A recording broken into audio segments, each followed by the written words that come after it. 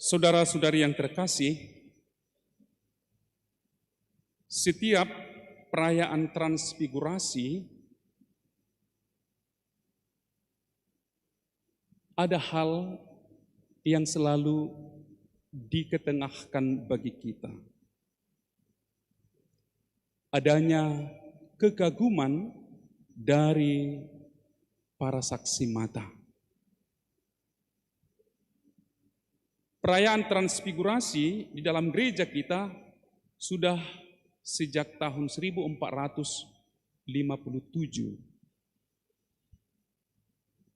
Perayaan ini mengingatkan adanya kemenangan Kristiani yang memukul mundur pasukan Turki di Belgrado. Maka setiap perayaan transfigurasi itu menjadi perayaan syukur atas peristiwa penyelamatan Allah bagi umatnya yang lemah dan tak berdaya. Transfigurasi menunjukkan adanya keistimewaan seorang pribadi. Dalam hal ini, kekaguman kepada Allah dan kekaguman kepada Yesus Kristus, Putra Allah yang Maha Tinggi itu.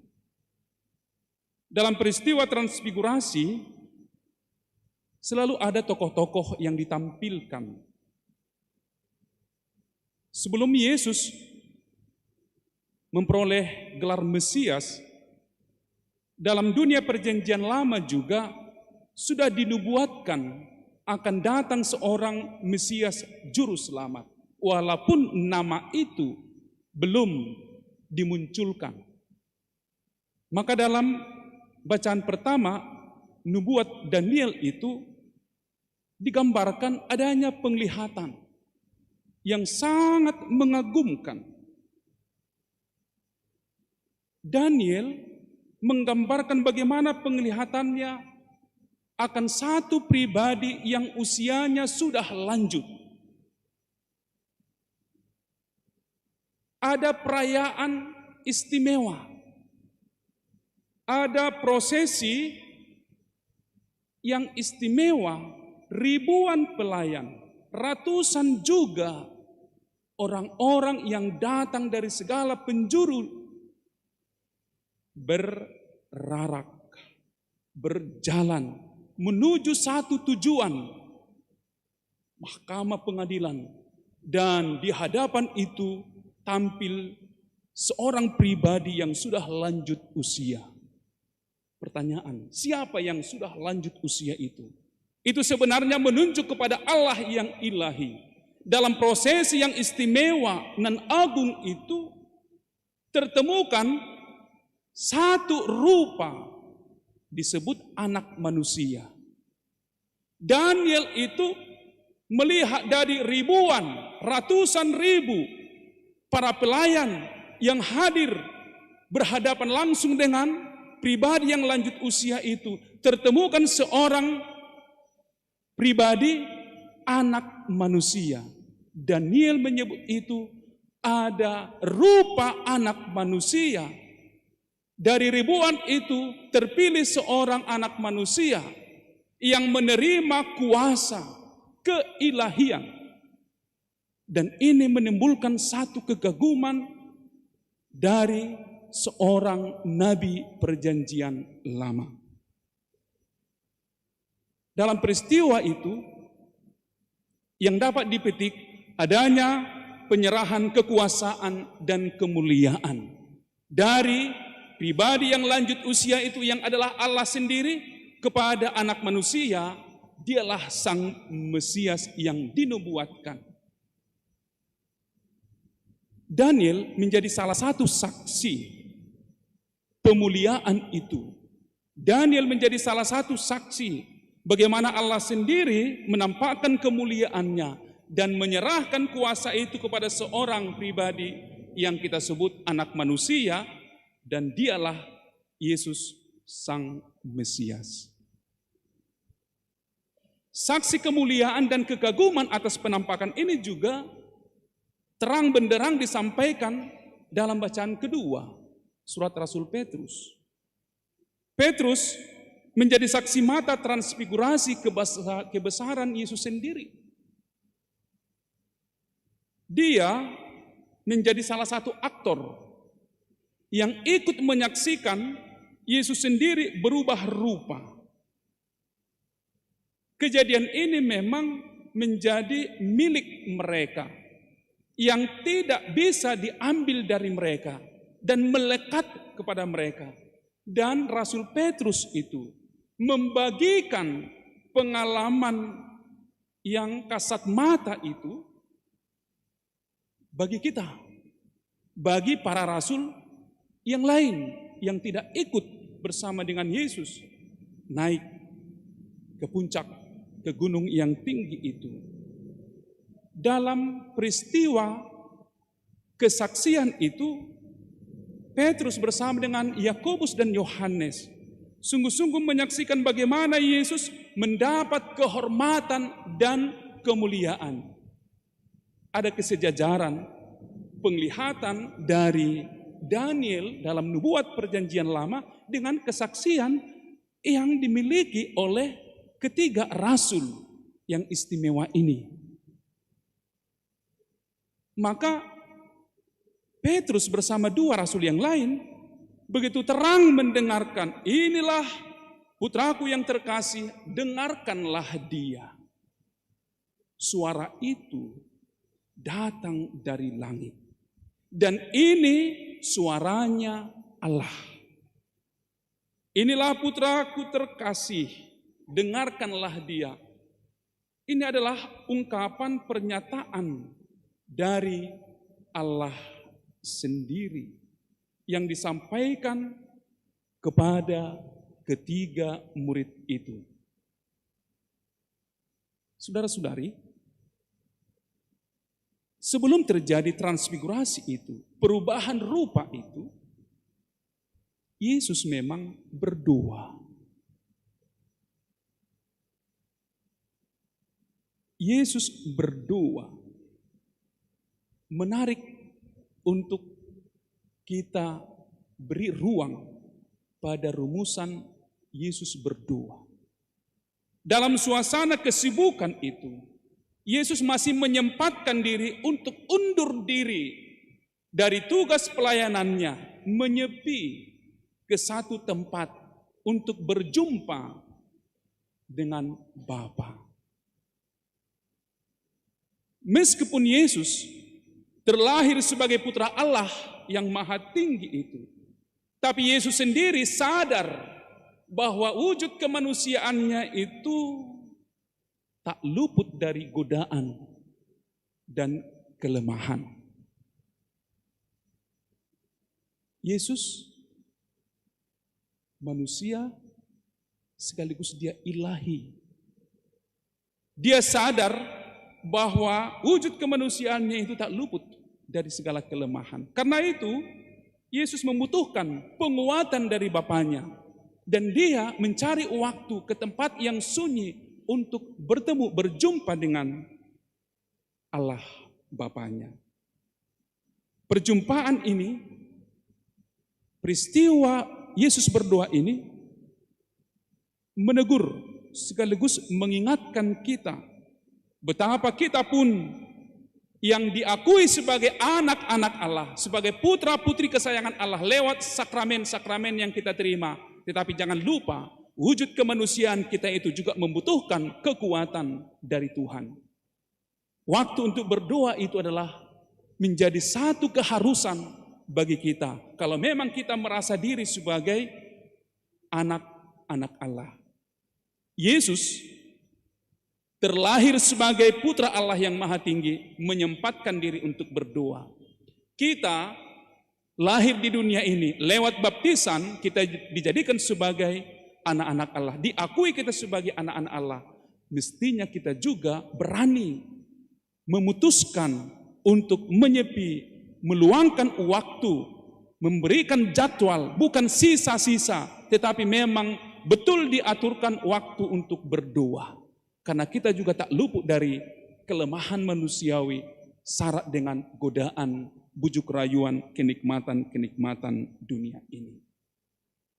Paus Fransiskus mengatakan berdoa itu tidak harus melambungkan litani-litani syukur ataupun permohonan, tetapi berdoa itu bagaikan sebuah bara api yang ada dalam kehidupan. Bahkan ketika mulut tak bersuara, hati akan bicara. Di saat mulut pun tak pintar membingkai, merangkai kata-kata, tetapi hati akan bicara. Saudara-saudari yang terkasih, kembali kita ke Injil yang menggambarkan suasana Gunung Tabor. Gunung Tabor disebut menjadi gunung kemuliaan karena memang di atas gunung itulah Yesus menampakkan kemuliaannya kepada Petrus, Yakobus dan Yohanes.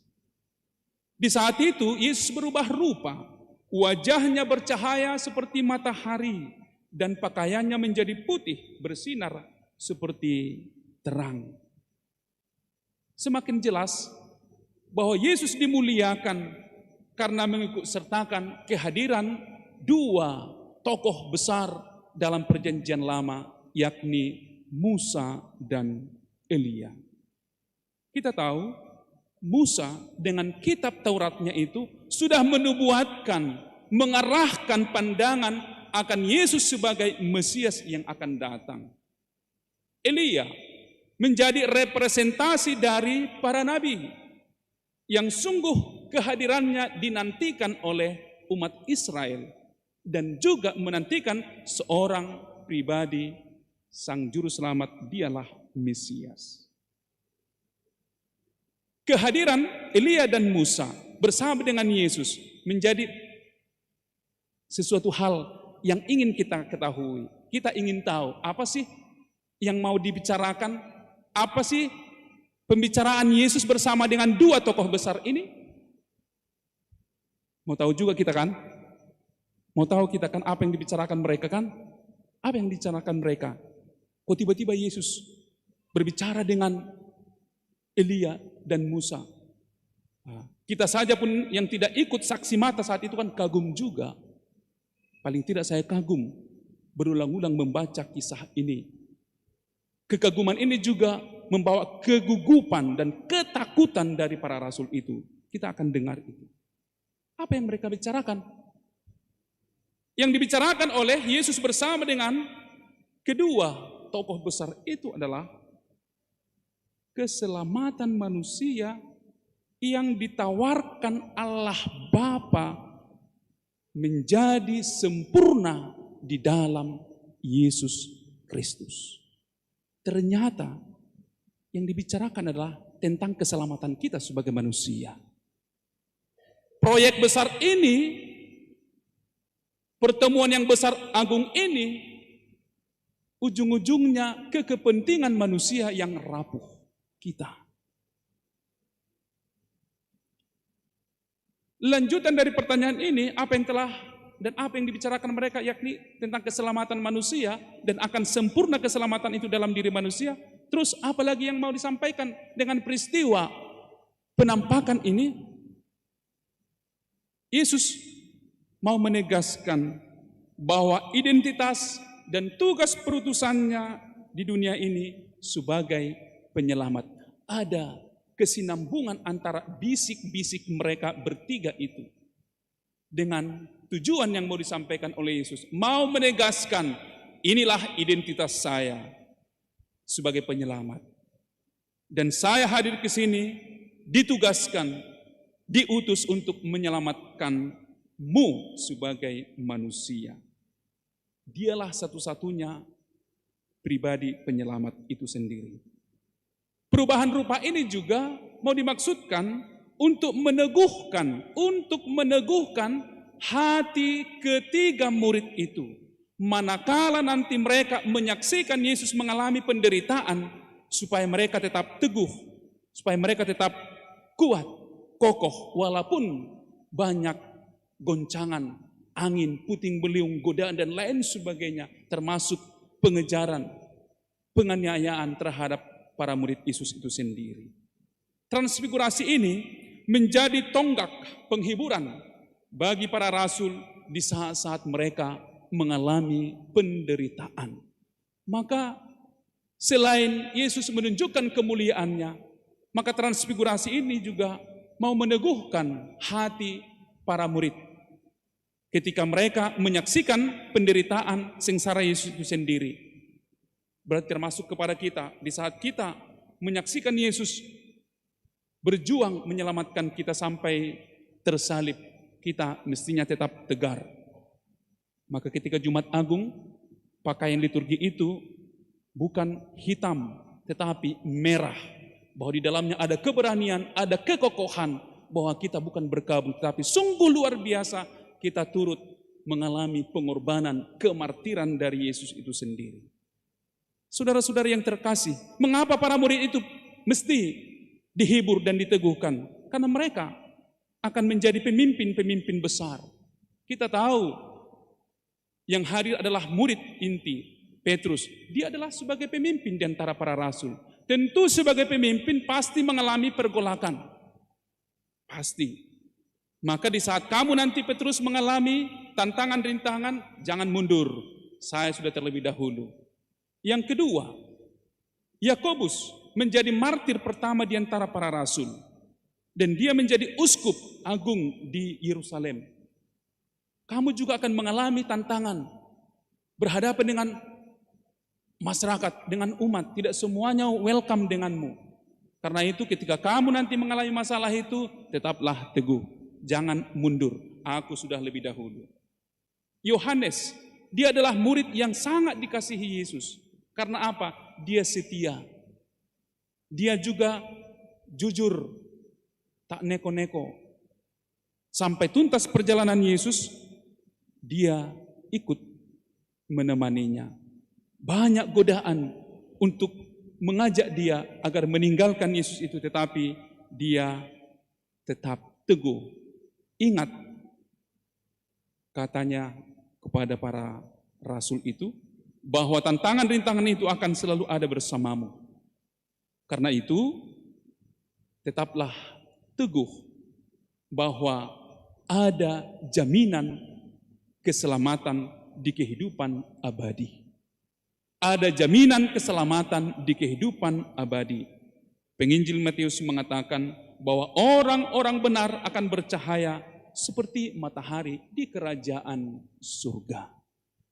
Maka siapa saja yang berani bertarung, memperjuangkan kebenaran, mewartakan keselamatan, ganjaranmu adalah keselamatan di kehidupan yang abadi. Saudara-saudariku yang terkasih, kekaguman masih berlanjut.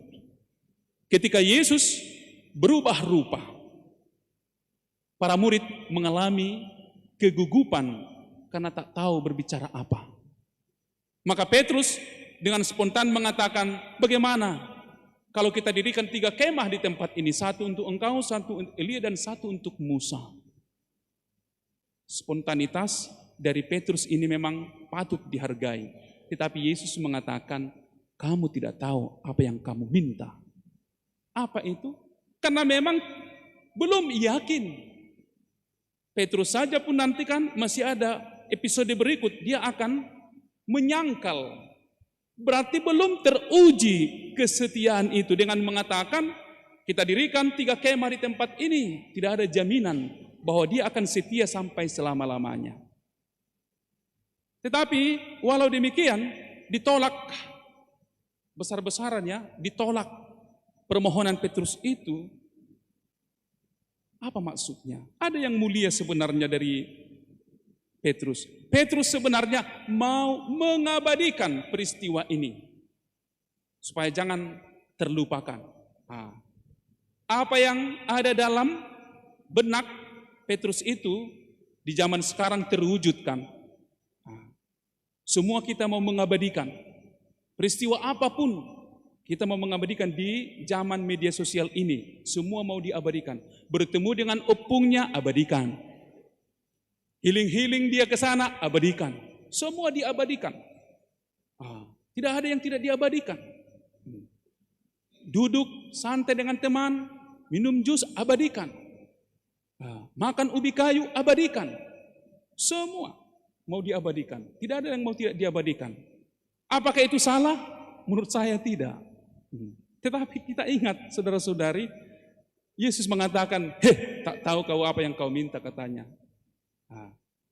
Petrus kan mau mengabadikan peristiwa kekaguman itu. Tidak selamanya kita datang ke Gunung Tabor ini. Mari kita dirikan kemah supaya berdatangan orang nanti ke sini.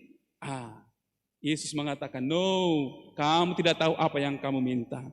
Saya tidak mau tetap tinggal di gunung ini. Saya harus turun ke bawah.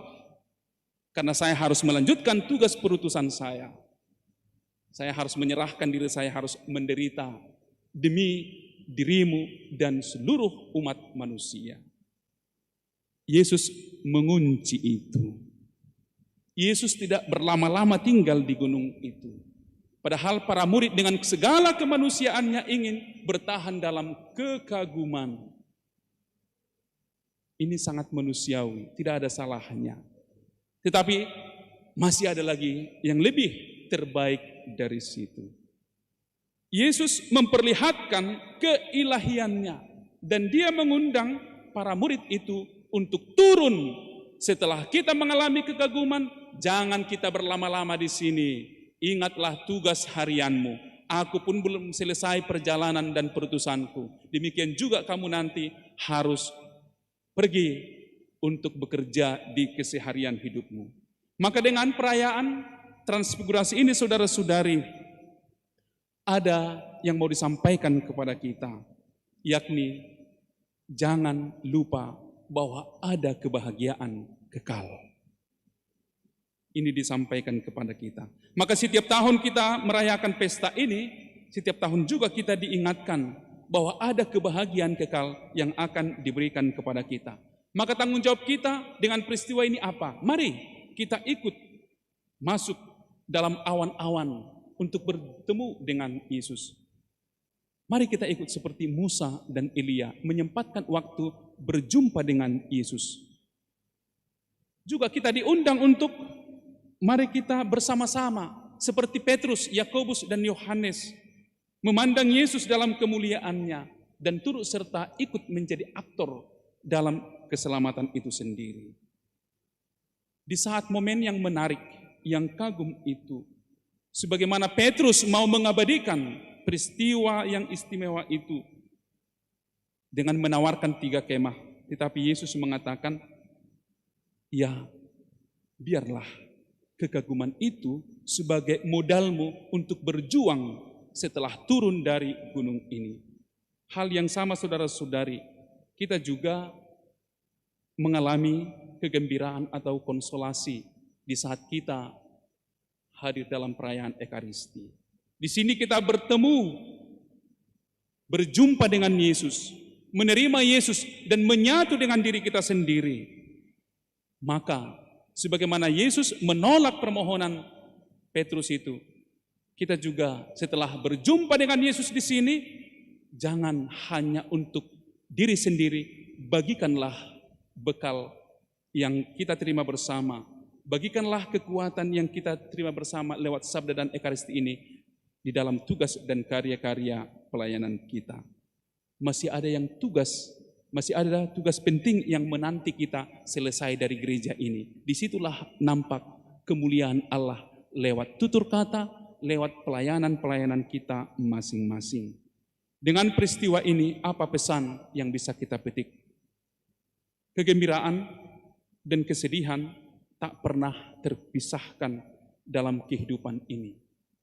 Jika ada masa konsolasi atau kegembiraan rohani, perjumpaan dengan Allah, kemapanan rohani, pasti ada masa desolasi, kesepian rohani, padang gurun, merasa ditinggalkan, merasa tidak berarti, merasa disudutkan, dan bahkan lebih lagi merasa diri sebagai sampah masyarakat atau sampah keluarga.